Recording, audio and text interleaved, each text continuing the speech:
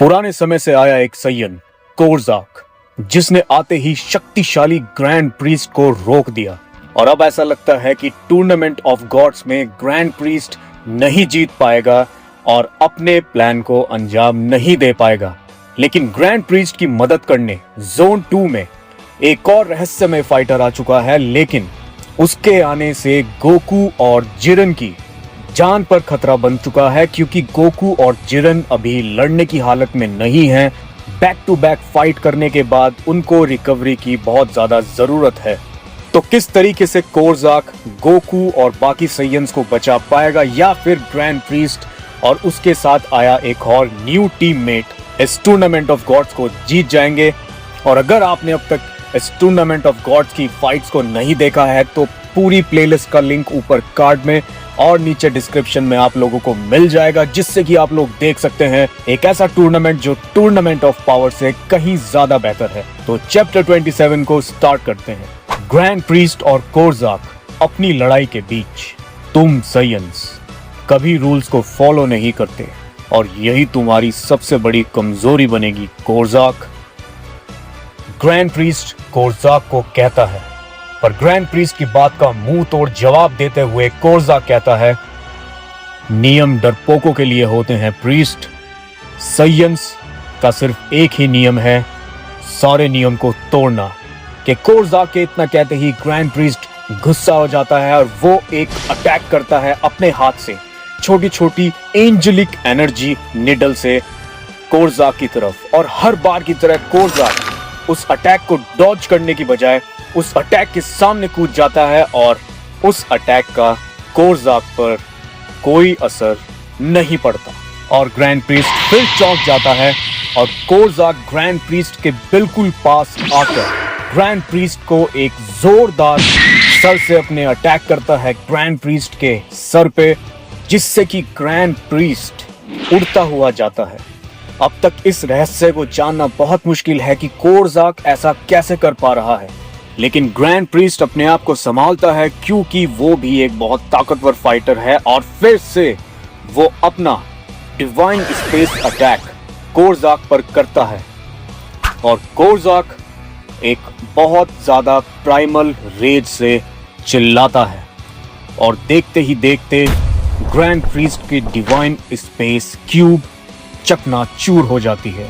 तुम्हारी अभी भी एक ही प्रॉब्लम है प्रीस्ट, ये एंजल्स और इनका जादू। तुम इन टेक्निक्स के अलावा कभी भी सिर्फ फाइट से नहीं लड़ सकते और यही शायद तुम्हारी कमजोरी है। कि कोरजाक के इतना कहते ही कोरजाक घबरा जाता है और वो जोन 2 में कुछ फील करता है और कहता है, गोल्डन टेल और वो लाइट। प्रीस्ट, ये तुमने कौन से पोर्टल को खोल के टॉप 5 से कनेक्शन किया है? तुमने मल्टीवर्स के रैंक 5 के फाइटर को बुला लिया है जो जीते जी की को खा जाता है। और इतना कहते ही हमें उस न्यू फाइटर का लुक देखने को मिलता है जोन 2 में, जिसके आगे गोकू अपने घुटनों पर और जिरन अपने आप को संभालते हुए बहुत ही थोड़ा सा पावर अप करता है। और गोकू जोन 2 में महसूस कर रहा होता है, मेरी की गायब होती जा रही है, इस तरीके से तो मैं बेहोश हो जाऊंगा। कि उम्मीद अभी खत्म नहीं हुई है, क्योंकि आसमान से मीटियोर की तरह एक फाइटर जोन 2 की तरफ आता है और धमक पड़ता है, जो कि होता है ड्रैगन इंस्टिंक्ट बारडॉक। और इन खतरनाक नजारों को देखते हुए ऊपर प्लेटफॉर्म पर ओमनी किंग वेजिटा अब वेजिटा के साथ खड़े हैं। वेजिटा इस नजारे को देखकर कहता है, ये जोन 2 में जो फाइटर आया है, ये कैसी एनर्जी है? मुझे तो बस खालीपन महसूस हो रहा है। मेरे सय्यन सेंसेस कॉस्मिक एनर्जी को पता लगाने के बावजूद भी इस फाइटर की को ढंग से डिटेक्ट नहीं कर पा रहे। कि वेजिटा की इस बात को सुनकर ओमनी किंग वेजिटा जवाब देते हैं और कहते हैं, वेजिटा, तुम इसलिए नहीं भाग पा रहे हो क्योंकि तुम अभी नूब फाइटर हो। ये कॉस्मिक फॉर्म्स हमारी फॉर्म्स के आगे कुछ नहीं है। मैं तुम्हें थोड़ा समझाता हूँ। अगर सिंपल शब्दों में कहूँ तो उसकी एनर्जी कुछ ब्लैक होल जैसी है। पर तुम टेंशन मत लो, क्योंकि बारडॉक ऐसी चीजों से लड़ने में एक्सपर्ट है। कि उधर दूसरी तरफ वॉइड में ऊपर ग्रैंड प्रीस्ट किसी से कांटेक्ट करने की कोशिश करते हैं और मन ही मन कुछ कहते हैं। ये साइयन्स, ये कीड़े मकोड़ों की तरह बढ़ते जा रहे हैं। कैकेरॉट, जल्दी से तुम गोकू को खत्म कर दो, क्योंकि इससे अच्छा मौका हमें फिर नहीं मिलेगा। कि ग्रैंड प्रीस्ट की इस बात को सुनकर कैकेरॉट जोन 2 में आ जाता है और एकदम से पावर अप करता है और वो रेडी है ग्रैंड प्रीस्ट की बात मानने के लिए। कि कैकेरॉट गोकू की तरफ बढ़ता है अपने हाथ में एक की ब्लेड तैयार करके, लेकिन पलक झपकते ही एक हाथ आता है और कैकेरॉट को धक्का दे देता है, और वो होता है और कोई नहीं, इंसाफ का ट्रूपर जिरेन। गोकू अभी लड़ाई की हालत में नहीं है और मैं हर फाइटर की रिस्पेक्ट करता हूँ। वो जब तक लड़ाई की हालत में नहीं है उससे लड़ना गलत है, और तुम गोकू की एक इविल कॉपी के अलावा कुछ नहीं हो। मैं तुम्हें अपने अपोनेंट की तरह एक्सेप्ट करता हूँ और दिखाता हूँ कि इंसाफ की ताकत क्या होती है। जिरेन की इस बात को सुनकर कैकेरॉट जवाब देता है, अपनी कब्र खुद खोद रहे हो जिरेन, आज तुम दोनों मरने वाले हो मेरे हाथों से। इतना कहते ही जिरेन और कैकेरॉट एक दूसरे की तरफ टूट पड़ते हैं और शुरू हो जाती है घमासान लड़ाई प्राइड ट्रूपर और प्राइमल सुपर सैयन 10 कैकेरॉट के बीच।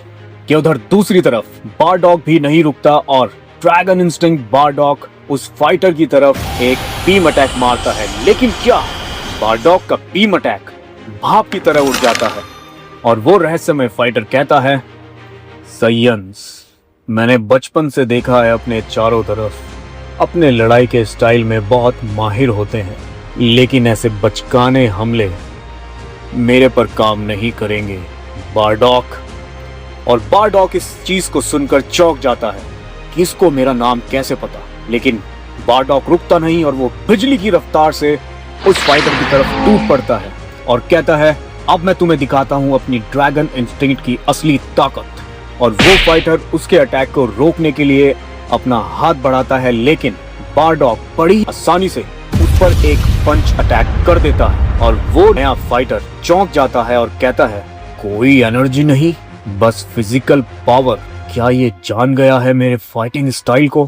कि वो फाइटर बारडॉग की तरफ लपक पड़ता है, लेकिन बारडॉग पीछे आता है और उसको पंच मारता है, और इससे पहले कि वो ऊपर जाए वो पूंछ पकड़ता है और उसको जोन 2 की जमीन पर दे मारता है। लेकिन वो न्यू फाइटर चौंक जाता है और कहता है, तुमने तो अपने शरीर को ही हथियार बना लिया है, तुम्हारी शक्ति थोड़ी स्पेशल है, तुम्हें मैं अपनी स्पीड दिखाता हूँ। और उधर कहीं वॉइड में ब्लैक फ्रीजा एक पोर्टल पर अपनी एनर्जी को लगा रहा होता है कि तभी ब्लैक फ्रीजा से कांटेक्ट होता है और ब्लैक फ्रीजा कहता है, ग्रैंड प्रीस्ट सभा, पोर्टल बस कंप्लीट ही होने वाला है। अब तक की जो एनर्जी हमने ली थी वो खत्म हो चुकी है और मुझे अपनी एनर्जी का इस्तेमाल करना पड़ेगा। और मैं आपसे पूछना चाहता हूँ कि क्या वहाँ पर रैंक 5 के जो फाइटर है वो आ चुके हैं, क्योंकि मैं उनसे फिर से मिलना चाहता हूँ। आखिर फ्रीजा उस फाइटर को कैसे जानता है और वो उससे क्यों मिलना चाहता है? लेकिन फ्रीजा की बात का जवाब देते हुए ग्रैंड प्रीस्ट बताते हैं, तुम अपने काम पर ध्यान दो फ्रीजा, मैं मैनेज कर लूंगा इन सैयन्स को, अभी हमारा प्लान स्टार्ट ही हुआ है, अपना फोकस खराब मत करो। कि उधर जोन 2 में जिरेन और कैकेरॉट एक दूसरे की तरफ पूरी ताकत से लड़ रहे होते हैं। कैकेरॉट कहता है, क्या हुआ ट्रूपर, सांस चढ़ गए तुम्हें लड़ते लड़ते? और इतना कहते ही कैकेरॉट जिरेन की छाती पर एक लात मारता है और जिरेन घुटने के बल नीचे आ जाता है। इतनी सारी फाइट्स करने के बाद जिरेन का स्टैमिना कम होने लगता है और कैकेरॉट बहुत तेज तेज हंसने लगता है और वो उस घायल जिरेन की छाती पर अपना पैर रखता है और ऐसा लगने लगता है कि अब कुछ खतरनाक होने वाला है। वो गोकू की तरफ आवाज मारता है और गोकू को कहता है, तुम्हारी आखिरी उम्मीद भी खत्म हो चुकी है गोकू, कोई की नहीं, कोई अल्ट्रा इंस्टिंक्ट नहीं, तुम मेरे आगे कुछ नहीं हो। और इतना कहते ही वो अपनी 2 फिंगर से एक की ब्लेड को रेडी करता है और देखते ही देखते वो उसको तलवार में बदल देता है। लेकिन अगले ही पल गोकू के अंदर से कुछ अजीब तरीके की फीलिंग कैकेरॉट को होती है। कैकेरॉट के खुद ही पसीने छूटने लगते हैं, मानो कैकेरॉट ने कुछ बहुत ही भयानक सा फील किया हो। और गोकू एकदम से आंखें खोलता है, कोई ऑरा नहीं, कोई पावर अप नहीं, कोई शो ऑफ नहीं, गोकू बस खड़ा हो जाता है। लेकिन कैकेरॉट बहुत घबरा जाता है, वो पावर अप करने लगता है। ये क्या है? मैं कुछ भी महसूस नहीं कर पा रहा हूँ। उसकी प्रेजेंस को मैं फील नहीं कर पा रहा हूँ। और गोकू के उठते ही काकारोट ही नहीं, जिरन भी उठ खड़ा होता है, मानो गोकू ने जिरन को अपनी पावर का थोड़ा सा हिस्सा दे दिया हो। और उधर बारडॉक और हमारा सीक्रेट फाइटर वो भी गोकू को देखने लगते हैं। और इस चीज को देखकर ग्रैंड प्रीस्ट ऊपर वॉइड में से ही बताते हैं, फ्रीजा मैं तुमसे बाद में कांटेक्ट करूंगा। जोन 2 में से मुझे बड़ी ही अभी अजीब फीलिंग का एहसास हुआ है। लगता है ये किसी सैयन का ही काम है। और ब्लैक फ्रीजा इस बात को सुनकर कहता है, ग्रैंड प्रीस्ट की आवाज में डर? लगता है ये सैयन्स मरने का नाम नहीं ले रहे। आखिर गोकू ने ऐसा क्या ही कर दिया है कि जो ग्रैंड प्रीस्ट और सभी की अटेंशन उसको मिल रही है। और उधर बारडॉक उस फाइटर को कहते हैं, तुम इधर ध्यान दो, तुम मेरा शिकार हो। और हम देख सकते हैं कि उस सीक्रेट फाइटर की भी एक गोल्डन सैयन टेल है। तो क्या ये एक सैयन है? लेकिन ओमनी किंग वेजिटा एक बहुत अच्छी बात बताते हैं और कहते हैं, गोकू ने एक बहुत अच्छी चीज ढूंढ ली है, दी अल्टीमेट स्टेट, स्पेस और की के बीच की एक ऐसी स्टेट जिसे तुम खुद देखना चाहोगे वेजिटा।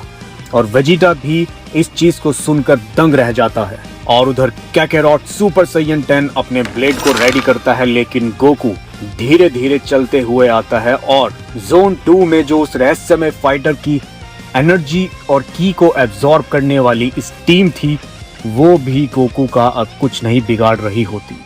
और फिर हमें गोकू का एक लुक देखने को मिलता है जिसमें गोकू को देखकर लगता है कि वो अब बहुत सीरियस है। लेकिन गोकू क्या फिर से स्टैमिना की वजह से हार जाएगा? और क्या वो ग्रैंड प्रीस्ट और इस नए ताकतवर फाइटर से लड़ भी पाएगा? और फ्रीजा किस पोर्टल की बात कर रहा है? क्या है इस पोर्टल का रहस्य?